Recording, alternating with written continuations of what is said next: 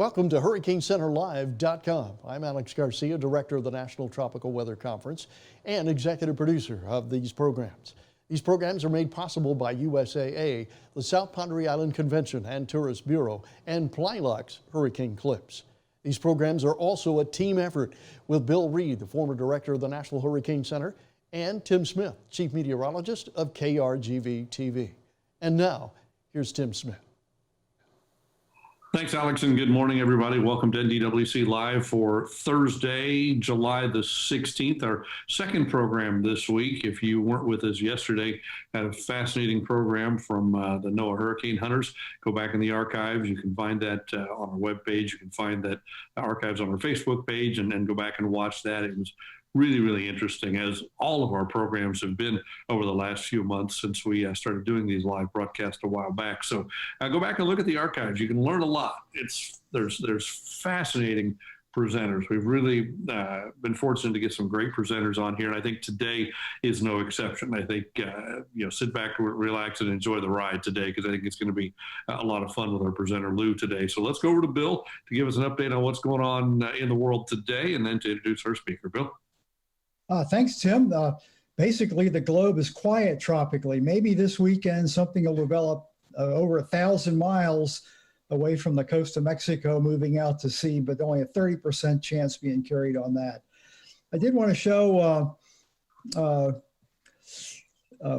little item here, and let's see if I can make this work. This is a current loop of the Gulf of Mexico. This time of year, we sometimes look for these clusters of thunderstorms that fire off in the coastal waters and out into the Gulf of Mexico. The high pressure that's been dominating our area with the heat wave we've been under is a combination of moving further north and losing some of its strength. So we're going to go under easterly flow, and most of these systems don't develop, but they do bear some watching, as those of us in Houston remember Alicia formed on this type of system, and probably a storm that our today's speaker knows a lot about that occurred in 1943, but I'll let him tell that story after I introduce him. Okay, today's guest speaker is Mr. Lew Fincher. I have known Lew since the early 1990s, when we would interact at hurricane preparedness meetings, both in the public and at the DuPont plant where he worked in LaPorte. Lew headed up DuPont's efforts on hurricane readiness. Also at that time, Lew was the chair of the National Hurricane Conference Industry Committee. Throughout his career, and probably throughout his life, Lew has had a passion for historical aspects of many things, not the least of which is hurricanes. And he's done considerable research on many of the older events that have affected the United States that many of us don't know that much about. In this role, Lew has chaired the National Hurricane Conference Hurricane History Committee, and he also co-authored a paper with yours truly detailing the historical aspects of that surprise hurricane that hit Houston in '43. Lew has earned recognition for his lifelong efforts, including the Distinguished Service Award from the National Hurricane Conference, and most recently, our own NTWC William Gray Award, which we bestowed on him in 2017. So with that, take it away, Lew. Oh, okay, thanks a lot, Bill, Alex, and Tim. It's great being here with y'all. Yeah, let me get on to it. I'm going to put up my screen here.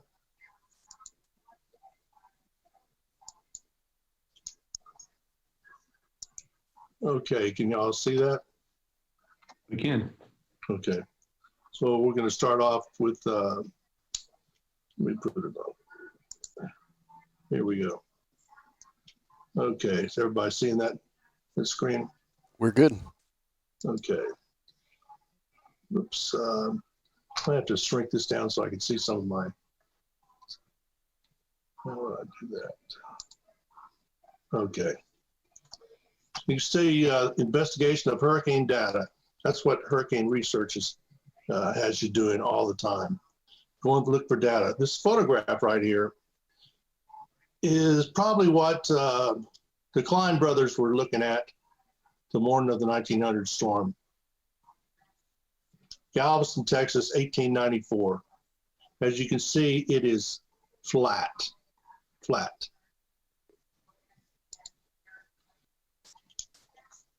When you're digging into research, you're always trying to find the truth. You know, the original data and revealing that you can come up with a dramatic story for your next hurricane story. I meant this slide. We pointed at the broadcast media and the regular media about every year y'all work on specials around hurricanes, and you never know what you can dig up for a great story. But you should look at your historians, not just the meteorologists, but look at your local historians. You have a lot of local history that is just sitting there on the files and hasn't been seen in years, decades, maybe a century. Okay, this is here. This painting or drawing is from the storm of 1780, the Great Hurricane of 1780. Probably the worst storm in the Atlantic Basin, where probably around 22,000 people were killed. If you remember 1780, what was going on? The American Revolution. And this storm attacked both the French and the British fleets, disrupted them for a while, which in a way maybe helped the United States get its feet on the ground. Talking about Galveston, the old beach hotel, you can see the fine structures that Galveston had. This is back about 1894 as well. This was down on the beach area, beautiful building, all wood, and it disappeared before the 1900 storm. Actually, they had a fire that they don't know how it started, but I think it's something around the insurance. There were some problems going on with the sewer system. This is one thought that gets me every year. Why do some act like this is the first hurricane season ever? It's like every year you've got to go back and, okay, start packing your bags, get your kit together. It's like, why are we having to do this every year? Why isn't this just automatic? If you live on the coast, you have to be ready. Okay? What's the answer to getting that across? We need to work on that. Galveston, a city on stilts. Well, you know, after the 1900 storm, they had to raise the grade. They had to build the seawall and then raise the grade all over Galveston. They actually jacked up cathedrals, giant churches, other buildings, big structures, some 10 feet high on stilts. You know, had to do it a little bit at a time. And you think about it, when they were jacking these buildings up, well, people had to walk around on catwalks to come from building to building. If you can imagine somebody on a Friday night after having a few with the boys, and then they got to stagger home and walking on those stilts, you know what happens sometimes. But it was quite a mess, as you can see in this picture here.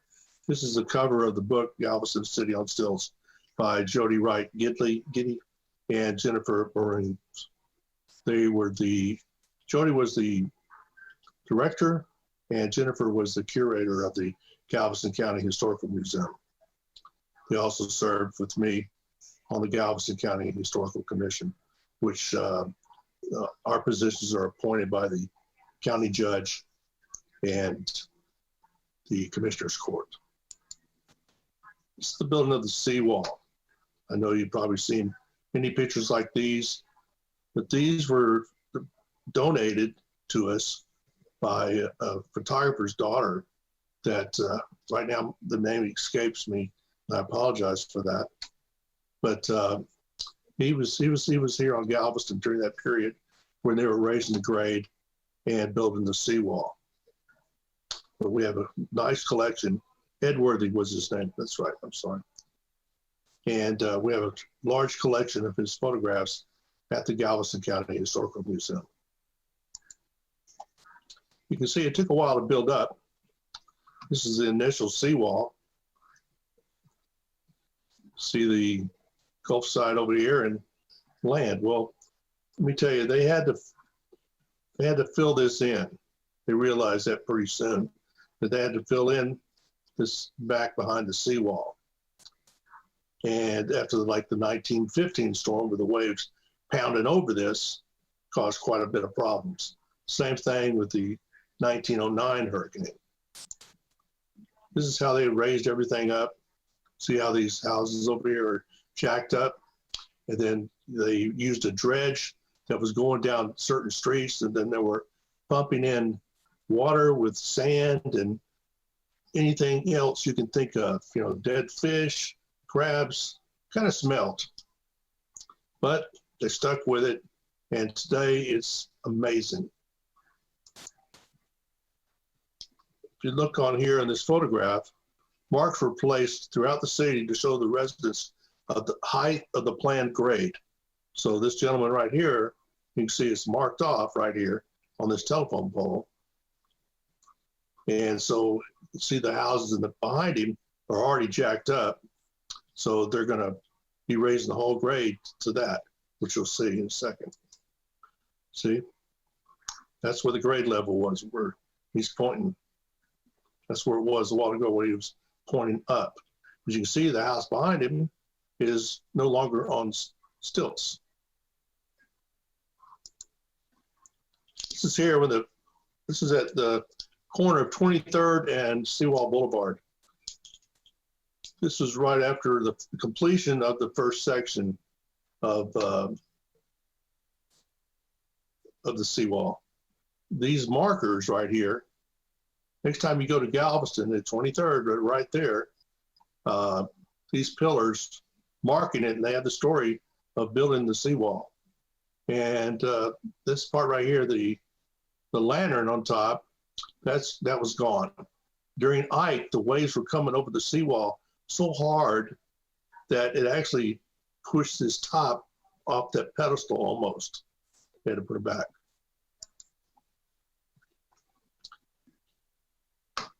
Let's see, here we go. Little known facts emerge as you add up the pieces when you're trying to put that puzzle together. Think about it. How you do your research? Well, people like Kerry Mock, Dr. Mock, and Michael, I forgot his last name, I apologize. But they're the two eminent researchers on hurricanes in my mind. But they go and they search out logbooks all over the world for the British and the American navies. And so that's how they fill in their information on storms mainly.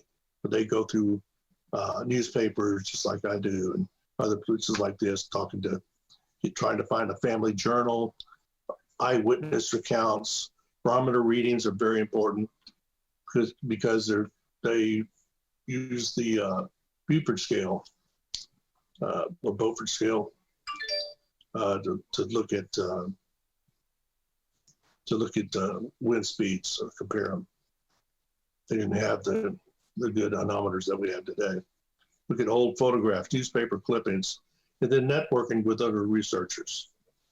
I remember my hero kind of guy for me was Chris Landsey when I was learning about tropical cyclones and history.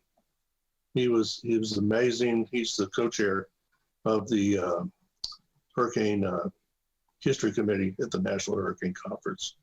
Amazing person, very knowledgeable. You got to search those archives.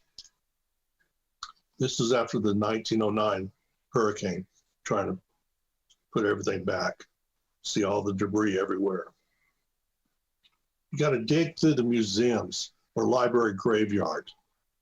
Act like a detective after a murder. Put together the bones to find the bigger story of the storm. This is Velasco's 1909. Some people call it the Galveston storm. A lot of storms get called the Galveston storm because it was the biggest city on the Gulf. But Velasco is down where Freeport is, and it took a mighty hit down there.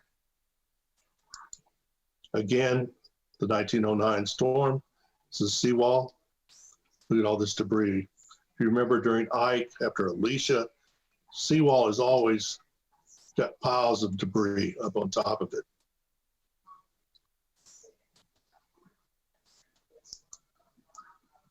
You got to keep working on that puzzle. If you're trying to find information, you've got to dig.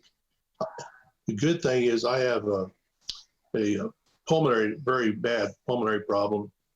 I'm on oxygen here, and I can't get out. I can't get out like I used to. I used to be able to go to the National Archives, the Library of Congress, everywhere. But now I'm mainly doing my research here at home, using going through the Library of Congress and the National Archives, the State Library, and especially the Rosenberg in Galveston. The Rosenberg has the largest archives in the 1900 storm. Amazing, blew my mind, really.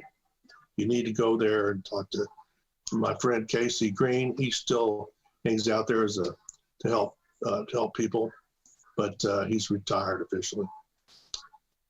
But your local newspapers, talk to everybody you can. The Library of Congress. One thing that I did doing my research, the Rosenberg had a copy of the images film shot by Joseph Smith, I think his name was, who was was a photographer and or a cameraman, and he borrowed Edison's camera to come aboard or come onto the island and take pictures. Well, what Edison told him was, well, you can do that, but you got to use my camera. So anyway, they had copies of this film. Problem was, it was paper negatives. The film was on paper, not on real film. So I dug it around and they couldn't find another copy anywhere. So I dug around for about a year and I found it finally, the Library of Congress, and they had it, and they made a copy on the film back in the 50s, but nobody had really looked at it, or anybody that I knew. So I went to the Library of Congress and I got a few copies made, like in Betamax and VHS. And then what I did, I donated copies of this film to all the historical groups that I had ever used to research with. I shared what I had learned. Same thing with the Galveston Rosenberg Library. They allowed me to borrow some of their photographs. And so what I did, I made extra copies of everything I did and gave it back to them. You have to share. You got to work on that puzzle together. Find out about extreme impacts, one-of-a-kind storms. Well, one of those storms was the storm of 1932, the Freeport storm. Came into Freeport as a Category 4. And there was hardly any warning. This is on the front page. Forgot which paper this is, but you can see over here in the right-hand corner, Texas coast gets a warning of hurricane.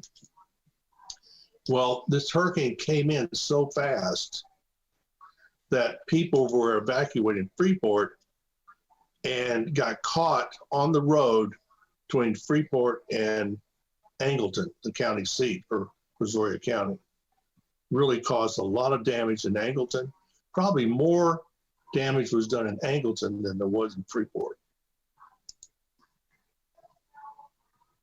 This is Freeport storm here. This photograph was from Story Sloan, a good friend of mine, another researcher. Has a great, I think this is in Angleton, but he has a great collection of historical photographs. This damages. This is well inland. Another one. It was just north of Freeport. There's a old John Deere right there. But going to the Brazoria Library, County Library, I found a lot of great information from their group. And then meeting Story, he's with the Harris County Historical Commission, and he shared images with me, which I thank him greatly. But then sometimes, you know, you're looking for those pieces of puzzles, and you can't find an answer. And that can lead you to open new doors. Sometimes not. Bill was talking about this storm earlier, about the 1943 surprise hurricane, which we wrote a paper on. I came to Bill, I remember when I came to Bill about this. I said, Bill, what do you have on the 43 hurricane? I heard it was a pretty bad storm, but the official record has it just as a minimal hurricane. But I've got all kinds of data showing that it was really, I think, in my estimation, a weak Cat 3, You know, they finally raised it up. The reanalysis committee raised it up to a Cat 2. But if you look at the damages that I've seen, the stories I've heard, sure sounds like a 3. They blew all the power lines down in the Houston Ship Channel, cut off all the radios. There was no radio on anywhere. It was a total blackout all over Houston area. It came in over Bolivar right as a hurricane, minimal hurricane. But as it came in over Bolivar, then it got into the warm bay of Galveston and Trinity Bay right here, LaPorte, Baytown. That's where I used to work in LaPorte at the DuPont site there. Well, it came right up by the ship channel, okay, going through Houston. And there was winds recorded, gusts reported at Baytown at the old Humble oil refinery, which is now Exxon. There was also at the Metropolitan Airport, which is up near Hobby Field now, and then over at Ellington Field. All 3 of those locations had wind clocked at 132 miles an hour. Nowhere at any time that I know of do we have any kind of storm high winds like that in the greater Houston area. We looked at, talking about looking at journals. Over here is a journal, a diary written by a friend of mine's parents. Amazing. So we find about how bad was this storm. This is a photograph from the Galvestons during the 43 storm. Buildings collapsed. I looked at my DuPont fellow workers. One of the engineers, he lived here during that time, told me a lot about it. Talked to the Corps of Engineers, they knew about it. The old Weather Bureau. What happened? Bill told me, he goes, oh yeah, we have an archives here. We have information on every storm going. And so we went over there looking at the archives, and they did. They had every storm going in the greater Houston area except for the 1943 storm. And that's still a mystery. What happened there? But we ran into some problems, finding information, but we finally did. And as we were finding more information, of course, we found out about the first flight into a hurricane by O'Hare, who was the navigator, and Duckworth, who was the pilot, out of Bryan Field up near A&M. This is out at Ellington Field. This is earlier. What happened the year before, there was a hurricane threat, and because of the war going on, they flew the planes out of the way of the storm so they wouldn't be damaged. But it wasted a lot of fuel, high-grade aviation fuel. So this time, they marched the cadets out and put 4 of them on each wing They pegged it into the ground and they tried to ride the storm out. There was, I forgot how many cadets ended up in the hospital from flying debris because of people unpegging. As the wind shifted, they would unpeg. It's just crazy. So the wind would shift, they'd unpeg, that plane would go flying because somebody unpegged the other wing at the same time. Some of the damage is there. Quite a bit of damage, especially in LaPorte, Baytown, Deer Park area. Damage may exceed millions, but no casualties reported. As worst blow since 1915, isolated the island. Severe, very severe. And the worst casualties. This was just the first part of the report coming out. Actually, the people there were surprised during the 43. The word didn't get out that there was a hurricane until the afternoon paper came out. It already hit Galveston, was coming into Houston when they were finding out, right about shift change for all the refineries. This is Ralph O'Hare.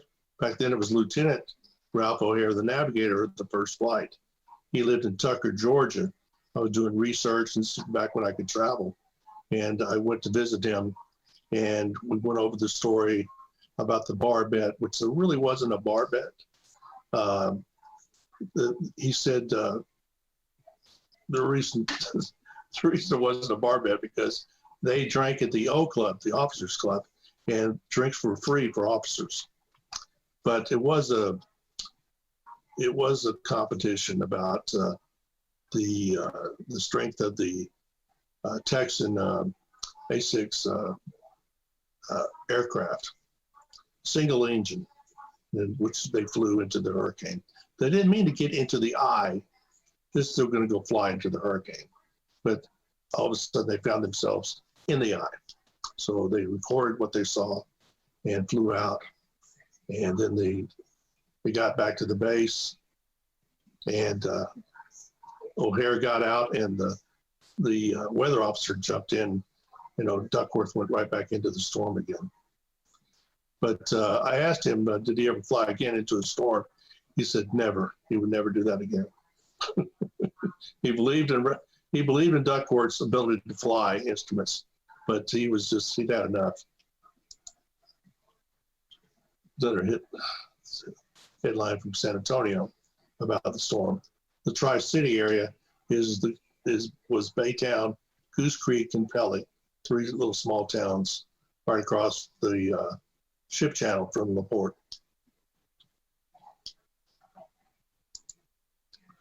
A nation that forgets its past can function no better than an individual with amnesia. Think about that. It's so true. You've got to learn the lessons from your past so you can mitigate damages of the future. Science may have found a cure for most evils, but has found no remedy for the worst of them all, the apathy of human beings. Helen Keller. That's so true. So true. It's like they just can't believe, it's going to be that bad. How many times do you hear that? They did some research on their local hurricane impacts. They would really understand it's nothing new. It just happens. This photograph in the background is from the 1919 storms. If you remember during Ike, the waves were hitting the seawall and shooting up about 60 feet in the air and then coming over. Same thing happened in this storm and the 1915 storm. This is looking at Galveston from the ocean, from the Gulf of Mexico. You look how flat that island is. Look how flat that island is. I have a good friend that has a place in these condos right here. A tall point on the island. That's what you look at when you're coming into Galveston. This is like a what I call a tropical terrorist view of Galveston. Next target. Over here is Texas City. You see a plume of steam coming up probably from Cooling Tower. It's amazing that it's so flat. Thank God for the seawall that they built. Another thing about the seawall, a lot of people think it wasn't built because of what Isaac Klein said back in 1891, saying there was no chance. It was virtually impossible for a hurricane to directly hit Galveston and cause the same type of damage that happened at Indianola. But he was proven wrong. But he actually learned that as a student, reading the book of Geographies of the Sea by Matthew Fontaine Maury, who was the eminent oceanographer, ocean meteorologist for the world, you know. And so when you're going to school, you learn from your professors, you learn by studying your books, and that's all Klein was doing. It hadn't been disproven at that point. But actually, Galveston, four times before 1900, goes back as far back as the 1860s, they were going to build this, they thought about building a wall, and then they, for whatever reason, decided not to. 4 times.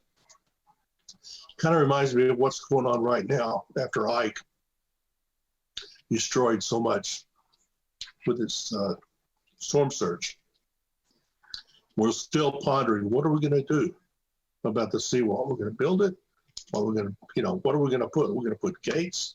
And that was back in, what was Ike? It was 2008, 12 years ago this year, 12 years ago. And nothing has happened.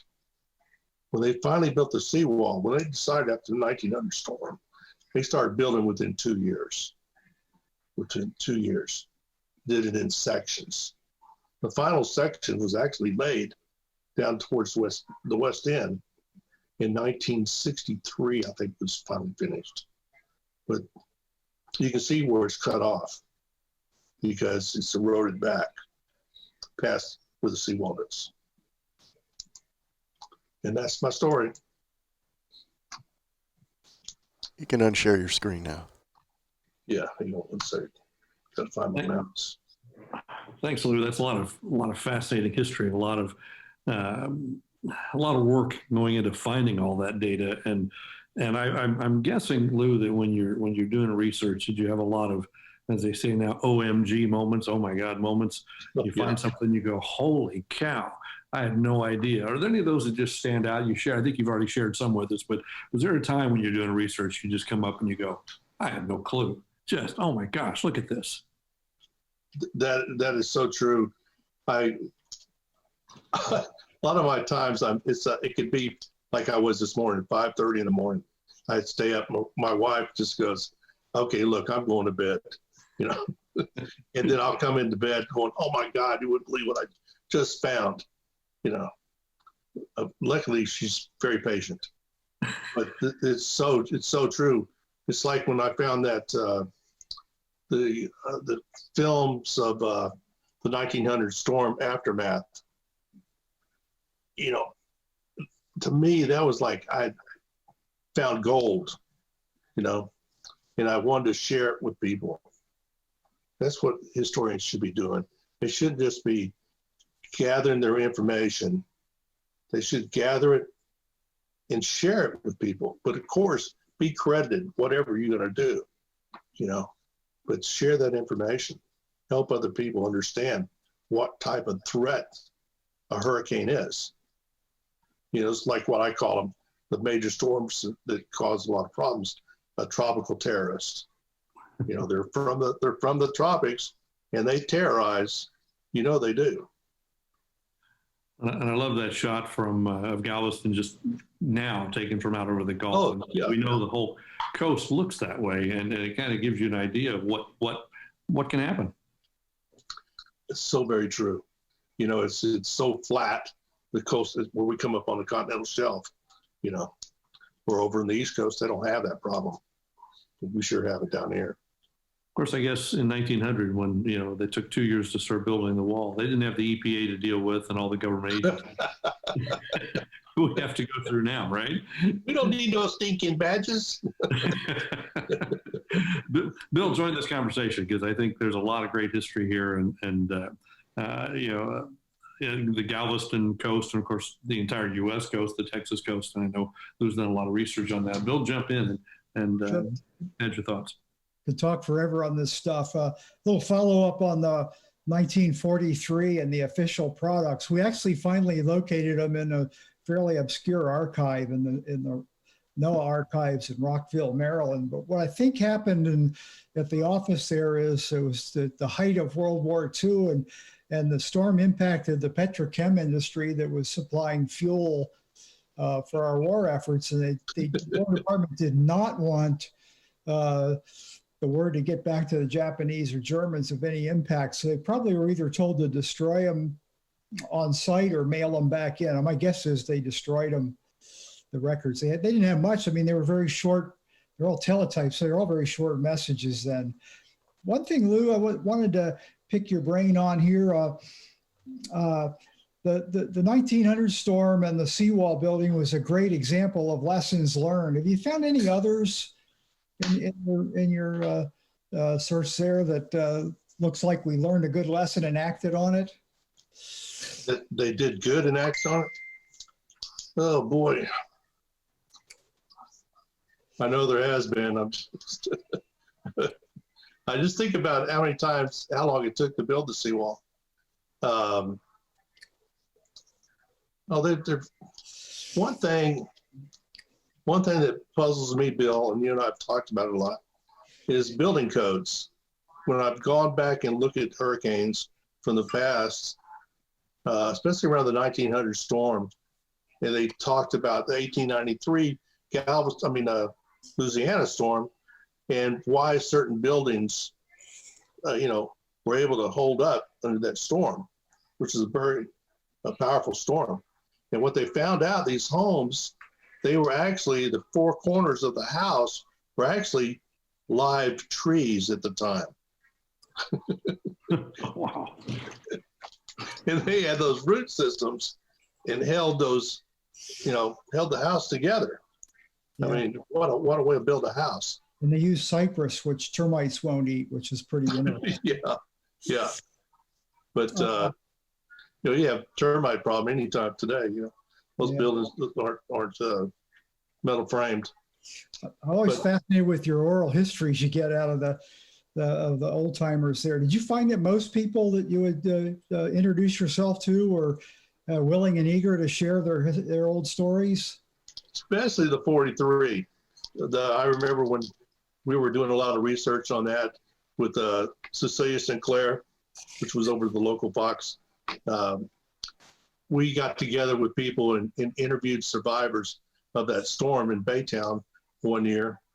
But the people, they were like, wow, that you know about this storm. Yeah, because they had tried to tell other members of their family about this storm, but they thought they were getting old and no, you're talking about Carla. And they would say, no, this was worse than Carla. And they wanted to tell the story because they were basically told not to talk about the storm because it was during the war. And what happened was the Exxon or the Humble Oil and the Deer Park Shell facility, both were the biggest producers of high grade aviation fuel and also one of the main ingredients for TNT, for the bombs. And at the day before the storm, Hamburg, Germany had just been being bombed 24 hours a day. So they needed that high grade aviation fuel, to punch through into Germany. Wow. And so they didn't want people to know about it, that our fuel had been cut off. Yeah.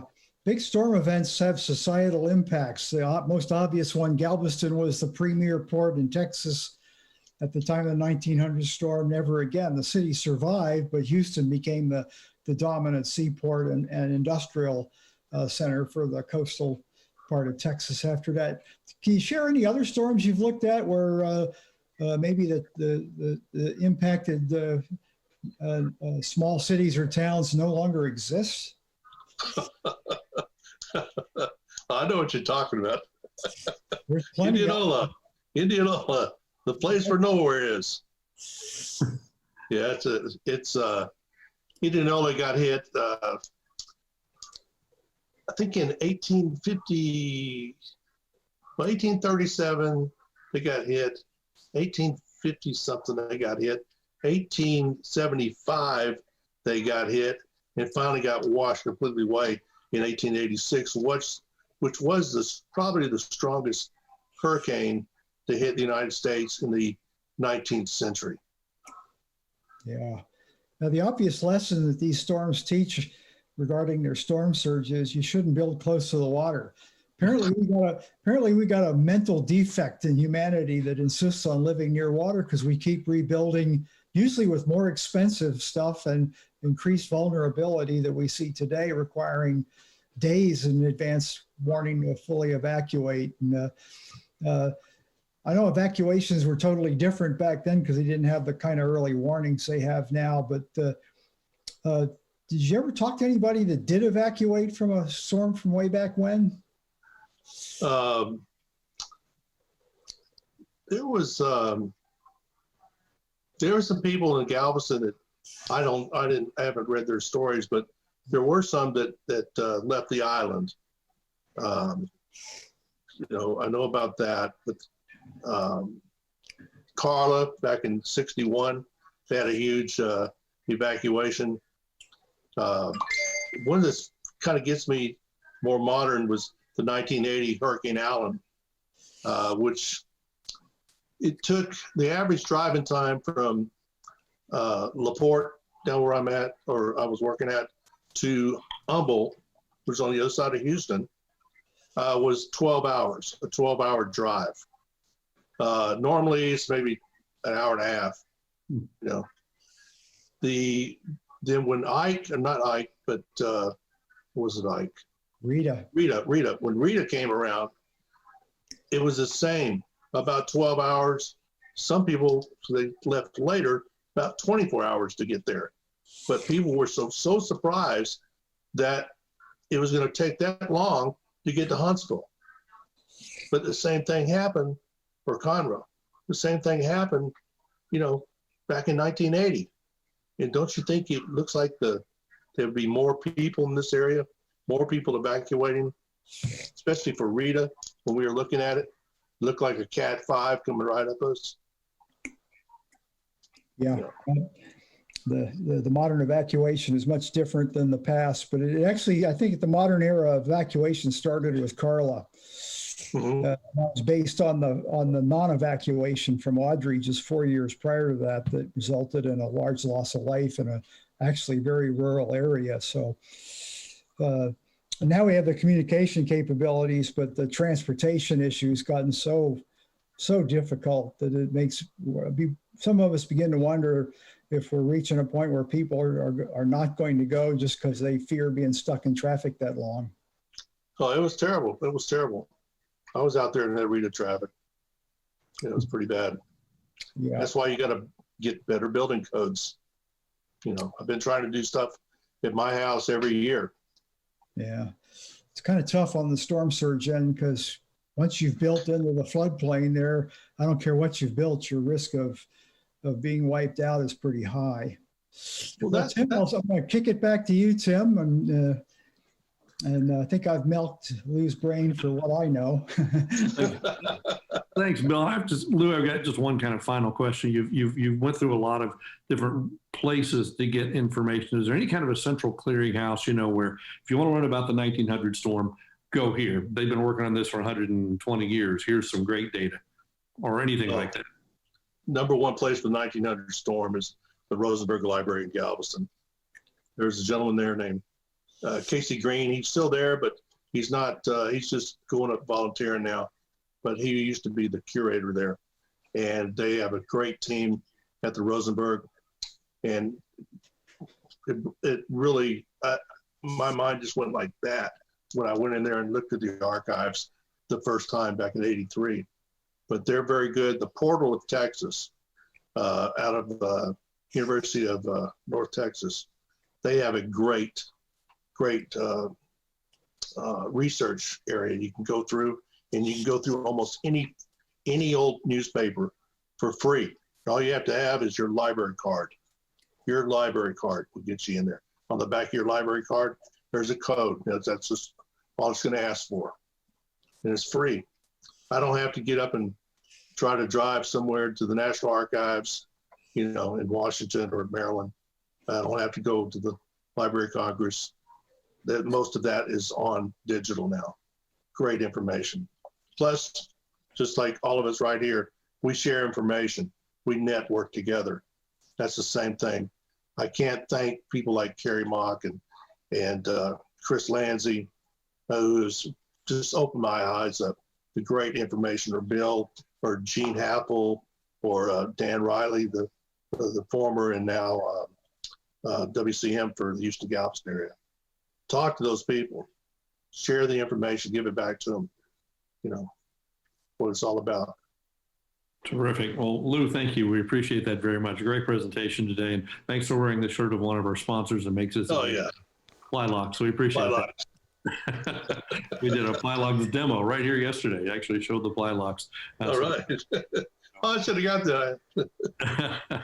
So thanks for that. So great info. And Bill, as always, thank you for your input and the great questions, and the time you guys have spent together really helps give us some great insight on that as well. Another great program today, so we appreciate it. Well, I hope I did okay. You did great. You did great. Thank you. That means, of course, that your official National Tropical Weather Conference face mask. Are you going to get it to me? It'll be shipped today.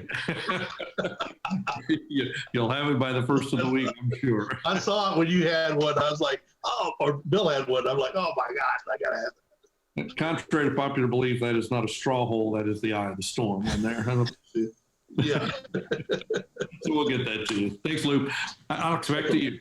All right. Thank you so much, everybody. We are going to take a look at what's coming up next week. We've got Dr. Carola Kaiser going to be talking about storm surge and real-time data for storm surge. Then we've got a Hurricane Dolly panel coming up on the 23rd. Both of those are at 10 a.m. Central Daylight Time. Thank you so much for joining us here for this program today. Don't forget our sponsors are USAA, South Padre Island Convention and Tourist Bureau, and Plylax Hurricane Clips. Without them, this program would not be possible.